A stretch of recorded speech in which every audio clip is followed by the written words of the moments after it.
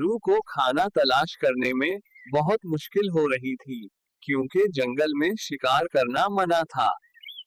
उसने pizza bird को scooter पर पिज़्ज़ा पहुंचाते देखा और उसके जहन में एक मंसूबा आया।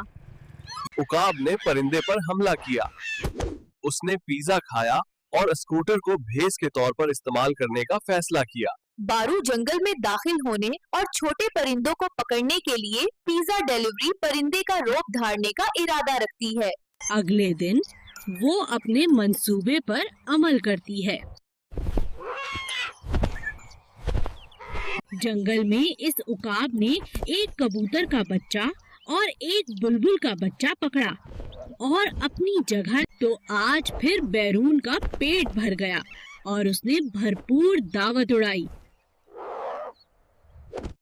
इससे जंगल में परिंदों में घबराहट फैल जाती है। तीसरे सफर में बारो कौम को एक तोते का बच्चा मिल गया और वो दूसरा परिंदा तलाश कर रही थी कि बारू दूसरी चिड़िया को तलाश कर रहा था जब एक कबूतर ने उसे देखा। मुझे मीनू पे शक है, उसने पिज़्ज़ा नहीं मंगवाया होगा, ये जरूर बारू का काम है। वो उसे पकड़ती है और पिज़्ज़ा बॉक्स में डाल देती है। कबूतर फौरन जंगल के मुहाफिज के पास पहुंचा और उन्हें सब कुछ बता दिया। तुम्हारे पिज़्ज़ा बॉक्स में क्या है? इसमें परिंदे हैं।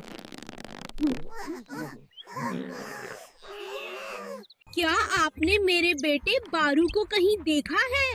मैंने उसे खा लिया है। जंगल के मुहाफिजों ने बारू को हमेशा के लिए कैद कर लिया।